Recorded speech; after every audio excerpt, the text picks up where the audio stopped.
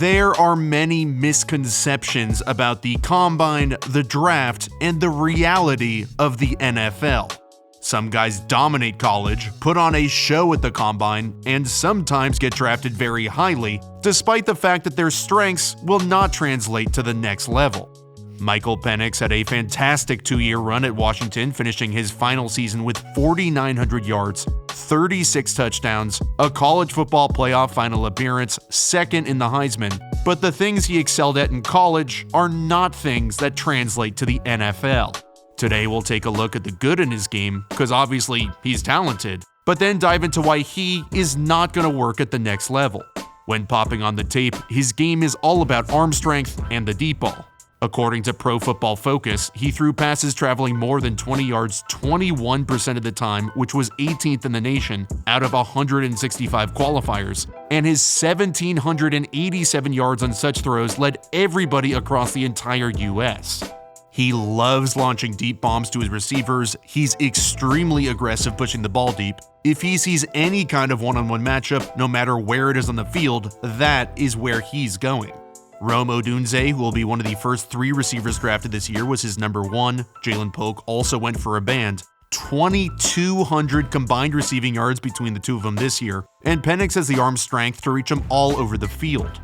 Some of his greatest plays come up the sidelines, where he consistently hits hole shots in between the second and third level of the defense. This is an absolutely insane hole shot where typical HSs, if we're gonna make that a thing, are against zone coverage where there's a corner playing a flat and a too-high safety who's guarding an entire half. There's usually this little hole to throw into, but not against man coverage, which is what Michigan State is playing.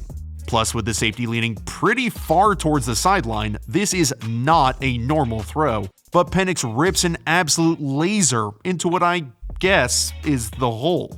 You can see him holding his eyes up the middle of the field to keep that safety towards the middle as much as possible. Then at the very last second, he fires this thing into the perfect spot, and look at the location. His hole shot highlight reel could go up against any quarterback that's come out in the last decade. He has perfect timing, pacing, arm strength to be able to rip the cover 3 hole shot, which I have never seen in my life. Cover 3 has an underneath defender not playing as close as the cover 2 defender, but then 3 deep defenders, so there's a corner much closer to the hole area than in cover 2, making it non-existent.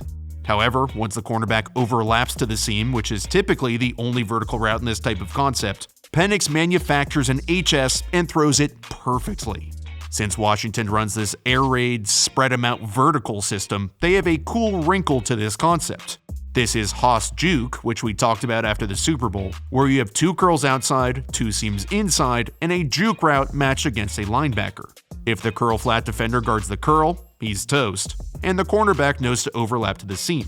So the Huskies add a wrinkle I've never seen in Haas Juke, where they put the curls on double moves just to take advantage of Penix's big-time arm strength. However, that arm strength is flashy. It's what looks good on the highlight reels, the combine, could get him drafted higher than he should, but to be honest, it's fool's gold.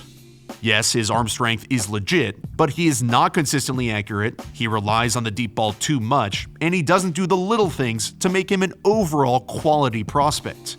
His inaccuracy on these passes often gets bailed out by his elite receiver in Odunze, whose best attribute is winning deep balls one-on-one. Penix doesn't display an advanced ability to put these balls out in front of his receivers, doesn't always understand where to throw the ball, let alone how to throw it to the correct spot. As we'll see more of, he throws a ton of ISO balls outside, where the Huskies just put Odunze outside and let him work. Here he's getting soft man coverage, where Domani Jackson doesn't press him, but mirrors him as best he can without touching Odunze early in the down. This helps him maintain a cushion on him, so right now when Penix is gearing up to throw, there's really nowhere to beat Jackson over the top. He's in good position a half step deeper, he's basically stacked Odunze. This has back shoulder, outside, closer to the sideline written all over it. Throw it here to let Odunze use his giant frame to adjust to it, but instead Penix throws it across Jackson's body out in front, and he's lucky his guy makes a spectacular catch. On a lot of these big-time completions that helped him lead the nation, he was really getting bailed out by his receivers. And without good ball placement and accuracy, arm strength doesn't really matter by itself at the next level. Here Utah is sending the house, so they have no deep safeties. Odunze is one-on-one, and despite the all-out blitz, it's all blocked up, so Penix has time, but this ball needs to be out in front and deep for Odunze to run under, but Penix lets the cornerback come into the play, and luckily, Odunze is the guy getting targeted. Speaking of the blitz, Penix is notorious for resorting to the deep ball when he's getting extra heat. His average depth of target jumps 5 yards to 15.5 every time he's pressured. That's 12th out of 165 qualifiers. And he's always looking for his one-on-ones outside to bail him out instead of going through his reads. Here Odunze is matched one-on-one outside, and Penix has this crossing route against super soft man coverage. USC blitzes the house, so there's nobody in the middle of the field, but Penix is trying to get to his ISO curl outside, so instead of progressing to the open crosser, he wildly throws deep. You'll see him struggle to read the field when pressured because he speeds up his process, hence the wild deep throws. And he'll also speed up his footwork, which affects his accuracy. First off, he could hit the China route underneath for a first down on 2nd and 4. But when we look at his footwork and mechanics, too often he's throwing from the seat of his pants, where his momentum is falling backwards as he's throwing, which causes the ball to sail. If you're throwing off your back foot instead of from a neutral plane like you should be, you can't drive the ball through your target because your backside is locking out. This leads to his struggles layering the ball, meaning instead of throwing fastballs all the time, there's times where you need to touch a ball over a linebacker's head in zone to lead a receiver into an open window, or float a deep ball over a corner's head in man coverage. Penix doesn't have that second pitch, which is a red flag. This is where arm talent comes into play. People have asked me before what exactly it means. Penix has a ton of arm strength, but arm talent is making every throw and changing up your speed, your ability to throw the ball in a variety of ways. That is one thing that we don't see on his film. His footwork, mechanics, and over-reliance on the deep ball have messed with his development as well, where in times of duress, he'll just panic and throw deep. First of all, I'm not sure what the Huskies' progression is here. It should be drive first with the shallow, to the dig, to the double move up the seam. You want to go shorter routes to longer routes as the play develops. But Penix starts the double move up the seam side, looking at Odunze matched one-on-one like he always does, and it derails the execution of this concept. Drive is a shallow cross that is either open or pulls the coverage with it to open up the dig.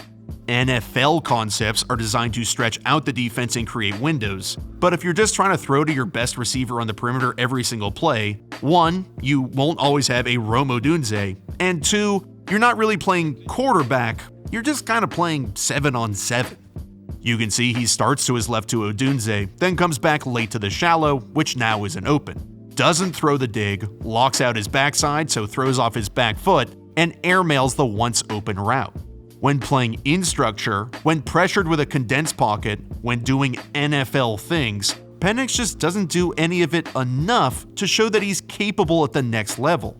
Whether it's throwing a covered bomb instead of just hitting a check down underneath that is wide open, whether it's ignoring the mesh concept over the middle that's frequently a play that's open, instead just throwing the bomb outside, struggling to know where to go with the ball, like throwing a hospital ball into the flats, or just over-relying on these ISO balls, which has limited his development in throwing over the middle. There are too many red flags on his film that his exceptional arm strength can't overcome. For a guy who doesn't have great extend the play ability, he needs to be a quarterback who rips you up from the pocket and distributes the football, the old quote-unquote point guard, but right now, I don't see that on his tape. Here he sees the safety coming down with the blitz, so he tries to get rid of the ball. This is the right idea, this is his hot receiver, but he doesn't look comfortable. This is the stuff we need to see him hit repeatedly, but he's not that distributor type of quarterback you have to be if you're going to almost exclusively win from inside the pocket.